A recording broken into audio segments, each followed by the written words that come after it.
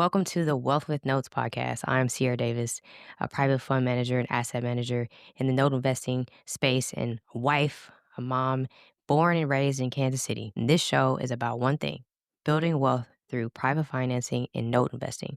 The real mechanics, the real deals, the real story behind what it looks like to be the bank instead of the borrower. Some episodes it's just going to be me. In some episodes, I bring in people who are operating in this space and are generous enough to pull back the curtain on what it actually took. Either way, you're going to walk away with something you can actually use. Let's go.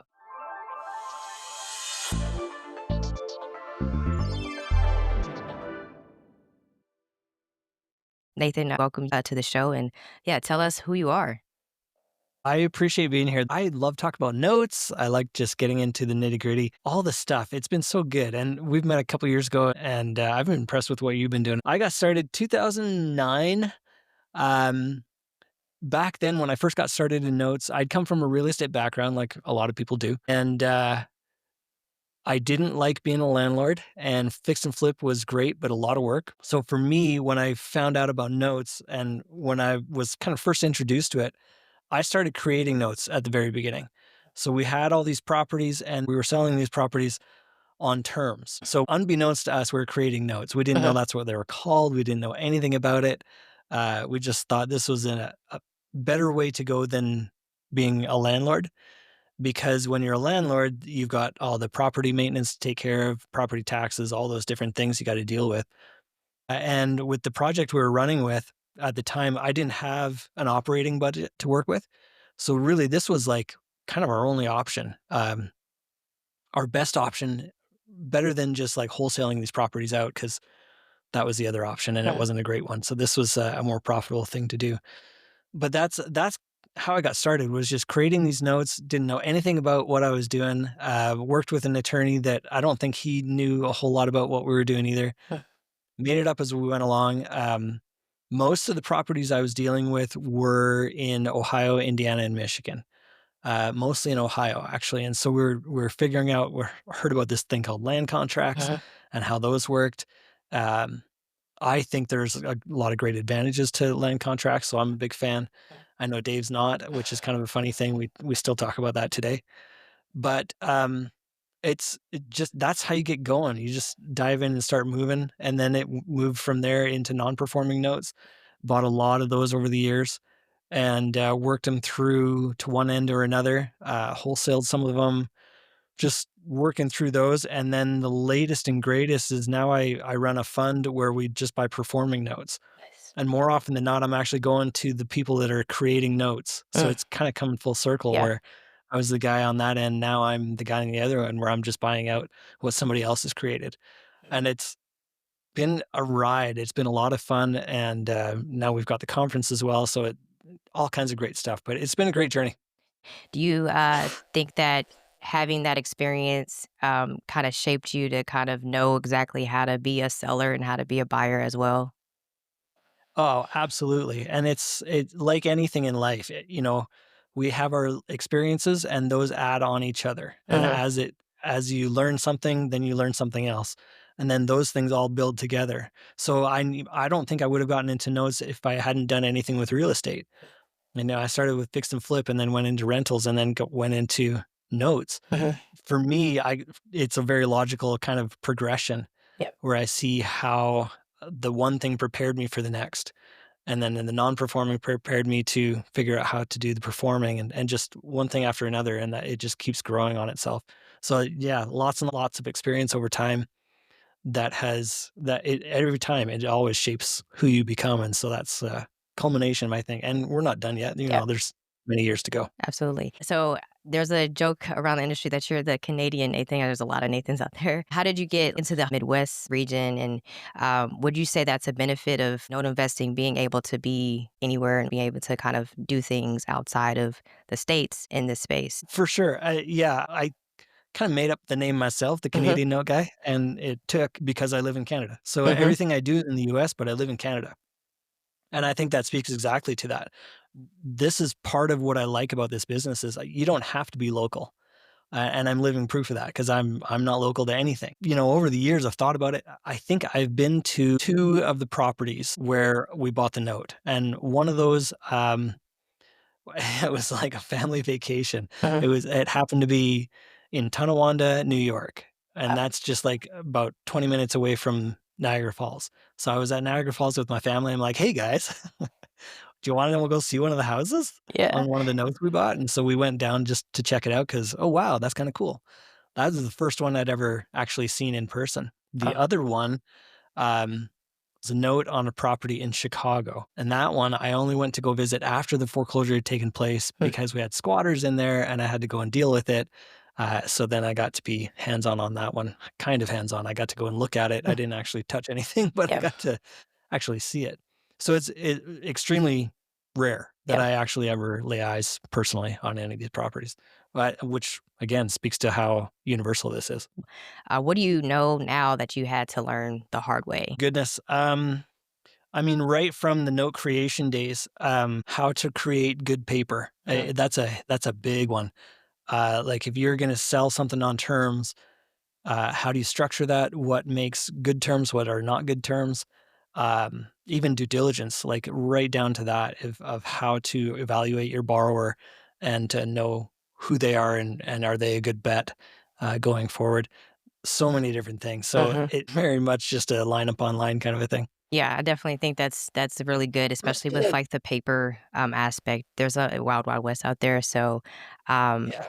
as you, like, look at things now, watching people come through the space, like, what is a thing that keeps showing up as the reason why people either stall out? What is something that kind of lets people just kinda sit there? That's a great question. I think part of it is a lot of the guys, girls that get started in this, more often than not, they come through like a training program. And I want to be careful on this because there are a lot of really great training programs out there. But I think that sometimes, and whether it's intended or not, people will come out of that program and they'll go, you know, they think they got the world by the tail, they can do this, and off we go, here we go. But there's a lot to this business, and I think that's kind of glossed over sometimes that, you know, you buy a note and it pays, yay, sometimes, you know, Mhm. and, you've experienced that and, you know, Yep. it can go that way, but then what happens when it doesn't? And then how do you deal with that? And there's a lot that goes into that, and how do you know what's okay and what's not okay? And, like, what are court proceedings in that state versus that state? And so there's a lot of extra layers that are part of this business that I think kinda get glossed over, Mhm. and so people come out of that program, think they've got this all figured out, then they hit a roadblock and now what? And then they don't know how to move forward from there. That's a tough one. The analysis paralysis will get you, but if you kind of learn and do, you'll start to think, "Oh, yeah, this is what I have in, like, the context," but adding it into it as a learning experience does help, so that you're not too timid or scared to go through the things that, are hard, but, it's definitely learning. It's not the worst thing in the world, but, there's gonna be challenges. Yeah, and like you say, analysis paralysis, that's another big one where Yeah. it's easy to just sit and spin and Mhm. you can overanalyze to death. But at some point, you just got to take that leap of faith and jump in. Yeah. And that's a scary thing. I don't mean to downplay that Mhm. whatsoever, but it's just at some point you're gonna have to just do it, and Yeah. that's a big leap of faith. I want to spend some time talking about DME. There are people listening who have been learning about node investing for months, even years, consuming content, researching, but never Yeah. actually been in rooms with like serious people in the space. And so, what actually happens to someone when they finally get into that room? Well, I'll tell you my experience. So, when I first got started, 2009, I had learned about this. I had created a couple of notes. I found somebody who was talking about buying owner finance notes, seller finance notes, which is what I was doing. And that's where I've kind of was first introduced that term about notes and what we were doing. And then he told me this was Eddie Speed. So he told me about this conference that was coming up that fall, if I get my timing right. But anyhow, it was a noteworthy conference down in New Orleans. And I'm like everybody else who's never been to one of these conferences and you don't know what to expect. I walked in and I was really, you know, shy. I didn't know if it was okay to talk to anybody, if anybody wanted to talk to me, like I get all of that. I went through all of those things. My goal for that first one, I've told people this before, but my goal for the first few conferences I went to, my goal was to hand out 20 business cards. Mm, That's it. Like nothing else. I just wanted to get that. And it worked. And that really, it's hard to explain how much that set me on my path, mm, is just going to conferences, learning stuff. But it's intimidating. You yeah, get in there and who are these people? And they're all using these terms that I just barely heard about and all these different things. What I will say is that I have been so impressed at how friendly the mm, Note community is, and how welcoming everybody is. You can have somebody in this group of people, you walk in and, they're talking about these multi-million dollar deals they're doing, and then they'll turn to you and you say, "Well, I'm brand new." And they say, "Oh, that's great." There's never like a, "Well, come talk to me when you're," yeah. there's nothing like that. It's very welcoming. It's very inviting. Everybody's just happy that you're there because it's such a cool business and there's so much room, but nobody knows about it. That's definitely refreshing, like, being in the space, like, everybody's just so friendly and wanting to connect with you and help you to do more deals, do a deal, so I think that's really encouraging. So you're the Yeah. host of DME, and so when you're in, like, planning process, what is, like, the atmosphere you're intentionally trying to create for the conference this year? Now, we at this point is now my wife and I, we've been working together forever. We spend a lot of time and energy really thinking about how can we make this the most valuable to the people who are going to be there. We know for sure from personal experience and from other comments we've heard from other people that networking is one of the most important parts of this. So we do things like the night before we have our axe throwing tournament. So everyone comes. If you want to sign up to throw axes, you can. If you don't, that's fine. There's food, there's drinks, and you come and you just start to get to know people, so that when the conference starts the next day, you already got the people that you met last night, and you've had a good time together, and you've laughed, and you've shared some snacks and whatever, and now you feel like you're part of the group. Perfect. That's Yeah. what we're trying to establish so that you can get in there. Now you've got somebody to sit with. And then I would encourage you, and I do, to change your seat and meet new people and get out there and meet people because that's how it's done. So we spend a lot of time and energy figuring out how are we going to make this interactive? How are we going to make this not just fluff? We very much stay away from like rah rah, everyone can do this Mhm, kind of a thing. We want to get into like, no, so how do you do it? mhm. And who do you need to talk to? And how does this specific strategy work? Things like that. Like we want to get right into the actual meat of it instead of just like, yay, you can do this too. That's fine. How? And we want Yeah. to get into that as well as having the people around you that you need to be connected with. So talk to me about the range. So I was there last year, and because I think people just assume it's just going to be note investing content top to bottom. And I was there, and I said, and this was the most fascinating talk about buying lottery winnings and annuities. I had never heard of that in my life. And so, what is the thinking behind bringing that kind of breath into a conference like this? We don't want to be a one trick pony. Yeah. Buy notes, yay, and then everyone goes home. No, no, no. There's a lot to it. So we want this to be valuable, not just for people who are out there buying notes. Now, that being said, that's my preferred strategy. And Yeah. so I probably am a little heavier on that just because that's my preferred. Mm, But is that going to be performing notes? Is that non performing? Or are you acquiring property and then do a seller finance? I've done that too. Um, or are you doing something completely different? We had tax liens last year yeah. also came and what else is there that's also part of notes? So we try to do that where we bring different angles of the same industry together. So like this year we're doing, I think it's going to be fun and interesting. We're calling them head to head Mm, sessions. So, for example, we've got 20 minutes, somebody talking about land notes versus residential notes, mm, or another one that's performing loans versus non performing loans, or another one that is scaling up versus staying small. yeah. And, like, why would you want to do one or the other? And so the instruction to the speakers is you've got 20 minutes, convince us why your strategy is the best strategy. Mm. And then the other person gets up 20 minutes. Why is your strategy the best strategy? So I think that that's going to help everybody to see both sides of it and like different angles and different ways that you can approach it. And obviously, some of these are going to be a little bit of a mix of both. But that's what we're trying to establish so that people can get in there and really understand different sides of the business. So it's not just a one strategy. There's lots of different ways to approach it. So we're going to dive into that a little bit. That's going to be fun. It'd Yeah. definitely be interesting to see the perspectives, and I think it's important to tell people, like, there's not just one thing that you have to go towards, and one is not better than the other. I think it's just important to kind of hear perspectives and share Yeah. ideas, and I think the main goal is, to increase your cash flow, and however means you do that, I think it's just it's the name of the game, so Yeah. Yeah. You might as well learn a couple of different strategies. Like if you're doing one thing and you're really good at it, awesome. What else can we add? Is there something else that might be able to add to what you're doing? I wanna switch gears a little bit. So what are you kinda seeing in the market right now that will help people as they're, like, going into DME that might be on their top of mind when they're going? It's really interesting and it's always shifting, but that's part of what I like about notes. Whatever is happening in the market, whatever strategies are changing, great. That Mhm, means now we're going to do this strategy instead, or we're going to tweak it this way and adjust.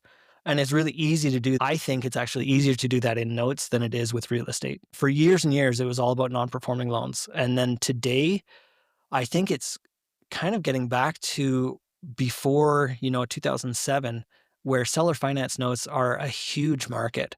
Um, we're hearing a lot of talk still today about sub twos. mhm, We're going to talk about that a little bit and some of the advantages and disadvantages to doing that. Land notes to me are a really interesting one. That's one that I'm looking at diving into here mhm. coming up. I did that session kind of for my own benefit, so I didn't understand why I might want to do that. Short-term loans versus long-term loans.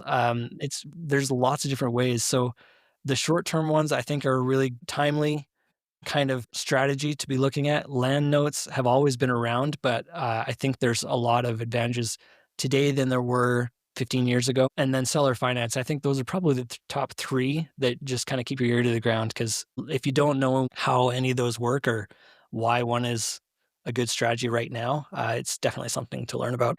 Mm. If you are a nerd like me, I definitely think this is an opportunity to dive into something that you might have not known about, but you are interested in learning more about.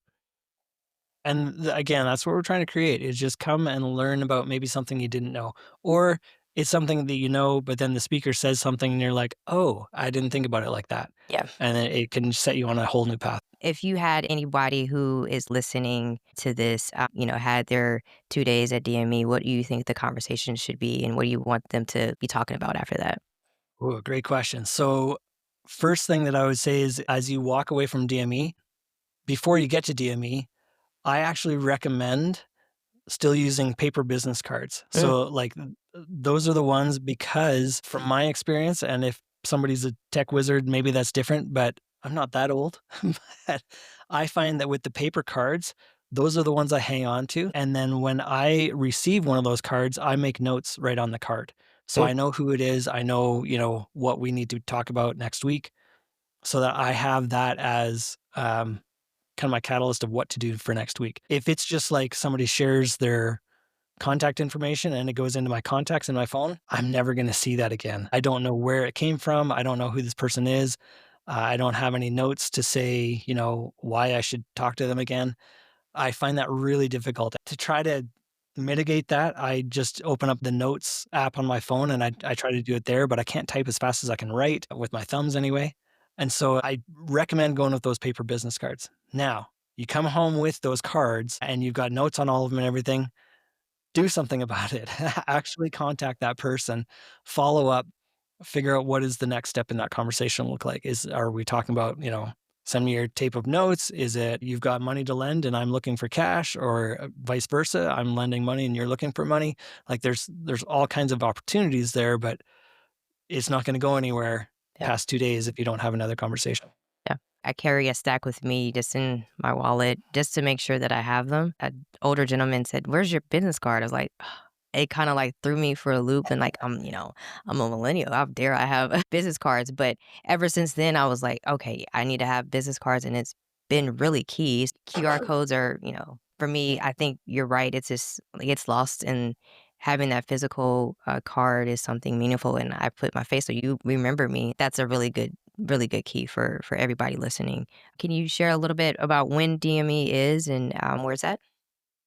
For sure. So coming up real quick, May 1st and 2nd in Nashville. Not too late. Anybody who uses your link will get the same early bird discount. So early bird's already over, but if you use Sierra's link, you'll still get that $100 off. You might as well save some money. Use that, and then we'll see you there. It's gonna be awesome.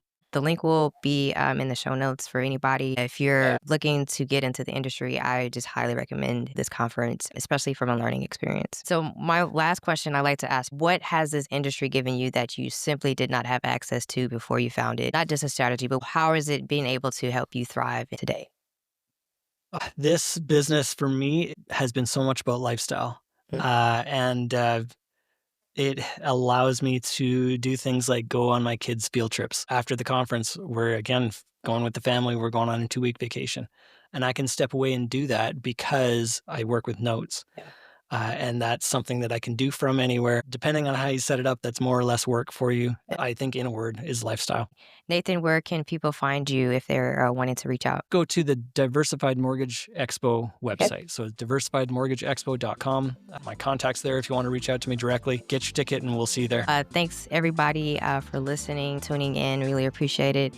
Go register. The link will be in this description, and we'll talk soon. Thanks. Bye.